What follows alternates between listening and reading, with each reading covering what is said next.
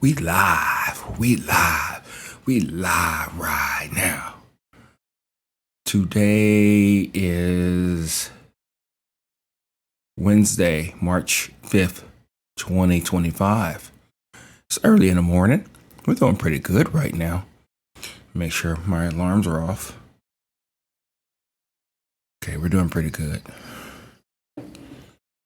Yeah. I hope all is well with you.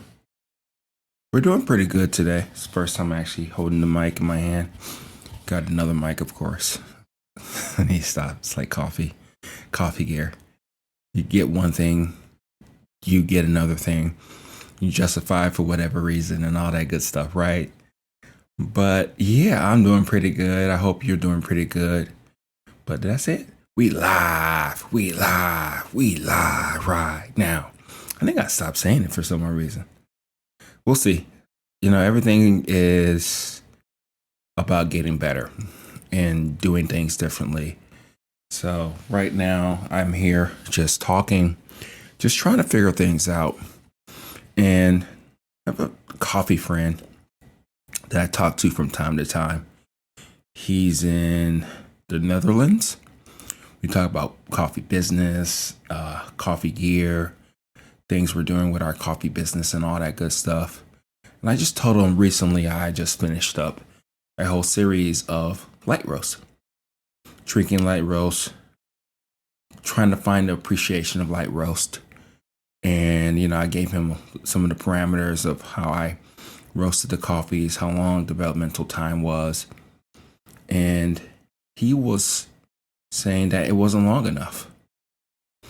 And I see his point, but I guess that's the thing that we're going to be talking about.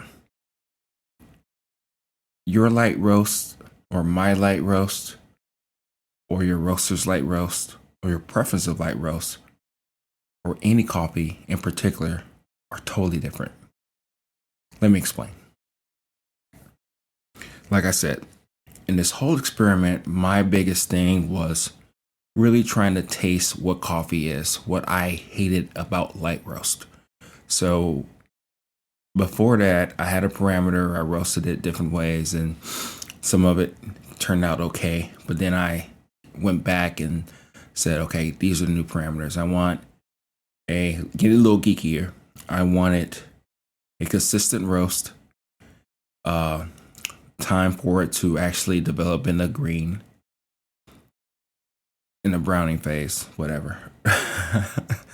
We got some of my terminology and I should know this, but there's usually 3 phases, but there's another guy I go by, he goes by 2 phases, 2 first crack and then after first crack. So that's the way I go about it. 2 makes more sense. So you develop the coffee. I try to aim for first crack to be about at least 9 minutes. The latest is 10 minutes. And then after that, after first crack happens, after first crack happens, I usually let it develop for about, in lighter roast, 30 seconds, medium roast, probably a minute and a half, and then of course dark roast when it gets the second crack. And I judge from there, taste the coffee, analyze it, seeing how well it tastes, and then those are pretty much like the recipes that you do. But when I was doing this whole experiment, I was thinking more so like the Nordic type of roasting. And my green or the actual whole bean readings was really high. It was extremely lightly roasted coffee. And I wasn't getting any type of sweetness out of the coffee, which I still believe that's the way most, lightly roasted coffee folks usually have it anyway. All you taste is acidity. There's complexity in acidity, but there's little to no sweetness on the coffee. And when I was explaining this to him, he was like, no, that's too light. I love light roast. You get sweetness in coffee. You don't get it really much in a medium roast. And I'm like, what? who the hell am I talking to? And this is where coffee is extremely subjective. And I think that's the thing that we have to realize too, is that your coffee roaster may be actually roasting this coffee, of course, to their preference, not to your preferences, to theirs, which is interesting because you would think that they will want to try to roast it to your preference. And I'm sure a lot of them do. But the thing about it is that they're the ones who are drinking the coffee all the time. They're they have their own analytics, not just beyond this whole roast profile, but what you actually buy. Like I go through that a lot too. Whenever I'm dealing with people, they'll try a coffee. I'll try a coffee. I'll roast it a certain way, or it is just the nature of the coffee actually, and they probably buy less of it. They don't buy much of it. They have the coffees that they actually buy and all that good stuff. So those are some of the things that we have to take in consideration when we actually sell or sell coffee to the general public. And a lot of times my style or my preference gets in the way, or is the makeup of what you actually get into the cup of coffee that you buy from either me or from your roaster or from the grocery store or whatever. It doesn't really matter. But do realize that you are getting a personality cup of coffee. Personality means that it's the interpretation of the roaster. It's just like anything. They always make fun of like engineers or people in general in different professions. It's like, you give this problem to a person or professional, and how many ways or answers or approaches do you get for that thing? And this is the same thing. We have to realize is that we're dealing with people, we're dealing with commerce, we're dealing with understanding our customers' preferences. And a lot of times, the biggest thing is that when people choose coffee, they're choosing it based off of what they like, what they see in coffee, what they think coffee is. And I think that's something that we have to realize is that we're not going to like everything that one person does versus the other. And that's perfectly fine here. I guess what I'm saying is that go through your journey, see what works for you, see what doesn't work for you. Ask yourself why. Is it the roaster's point of view on this interpretation of this coffee? Or is it yours? What don't you like about it? How do you actually drink your coffee? Do you actually taste those tasting notes? Those are the things that you can ask yourself when it comes to actually enjoying coffee. Because at the end of the day, that's all it's about, enjoying coffee. So even though we were going back and forth about this whole thing about I like this type of coffee or I roast it this certain way, there's so many different ways to go about it. And I think what I'm going to do is that I'm going to try to do a couple different roasts for different coffees. Probably see if I can hit that medium to light roast and then see how much sweetness I can actually get in a cup of coffee. That may be the profile that I actually use when it comes to light roast. But this has been a big eye-opening type of experience that I hope that you think about too, because at the end of the day, a lot of times you don't know really what you're getting out of coffee. You may have different reasons that you do like your coffee. You prepare it differently. But again, it's one of those things to where I would say a medium roast to somebody and they would drink it and they would say, no, this is a dark roast. This is gross. Or if I will say like a dark roast and they would say, no, this is a medium roast. This is a light roasted coffee, which is bizarre when you think about it. But at the end of the day, that's person's perspective. And I don't think we'll ever get it right. There's no like real like grading system out there when it comes to roasting the coffee.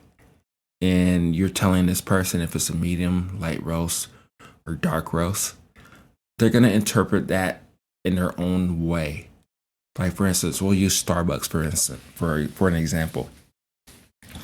A lot of times when people drink Starbucks, they think it's lightly roasted, it's gross, the blonde roast. But a lot of times, whenever I do have Starbucks, and if I do get in the bag, I have the ability to, of course, get the inner and also the outer bean reading. And at times it comes out to like a medium roast based off the parameters that I'm using. And that's the thing about it. I can use another different device and it may be off by a couple degrees. And that's what like trains your mind.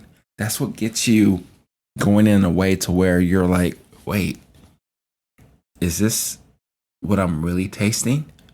Or is it like the gadgets? Or is it the calibration tools? Or is it my palate? Is it my actual preference that I'm seeking out in this?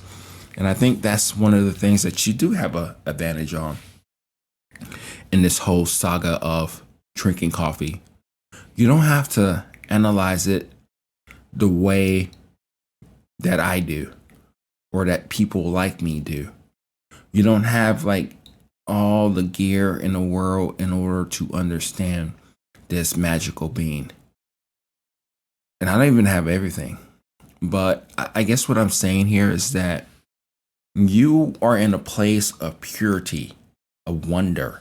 You are in a place to where you're just exploring, trying to push your palate, trying to understand your palate, trying to see what this coffee is telling you at this particular time. That's a great place to be. I don't even call it naive or anything like that. I call it, it's a great place to be. I think at times, the place that I'm at, it can be crippling when you have this instrument to tell you what this tastes like, or this TDS meter to tell you the strength level. And then you're like looking at your protocol, looking at the things that you're doing, and you're looking at all the stuff that is coming your way.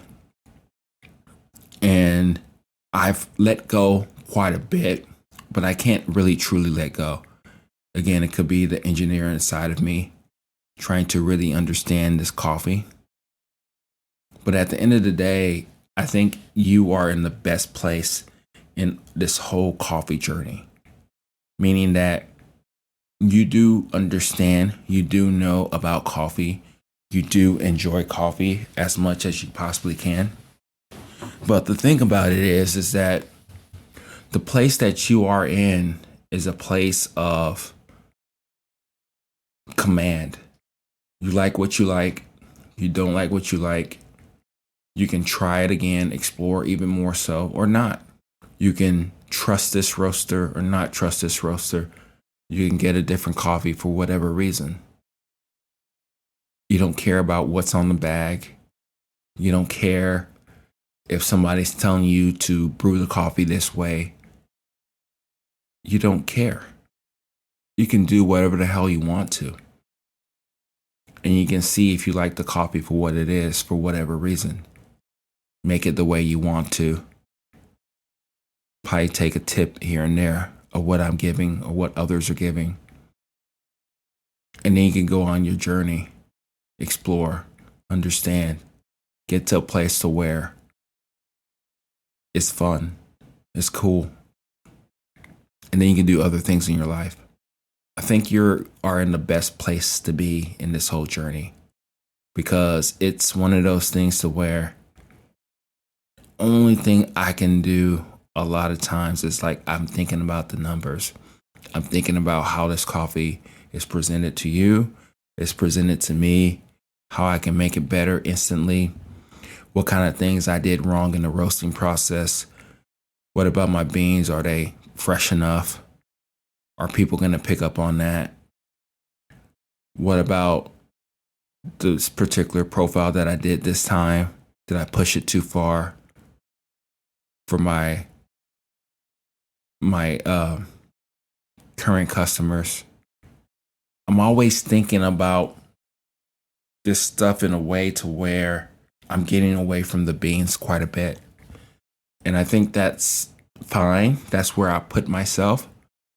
But I do want you to realize is that you are in a place to where there's a lot of things that you don't have to worry about. Just get a bag of coffee, open it up, smell it, brew a couple cups of coffee, and then go on.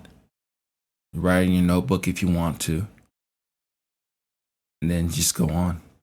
So it's so many different perspectives out there when we are talking about coffee, about life, because that's really what we're talking about. We're talking about life and what we think about it, what we like about it, and all that good stuff. But at the end of the day, it's our preferences that are ruling, that are controlling, that are pushing us in a place to where we are truly, really exploring all the things that we want to in coffee. So, with that being said, I hope that you enjoy your cup of coffee today and beyond.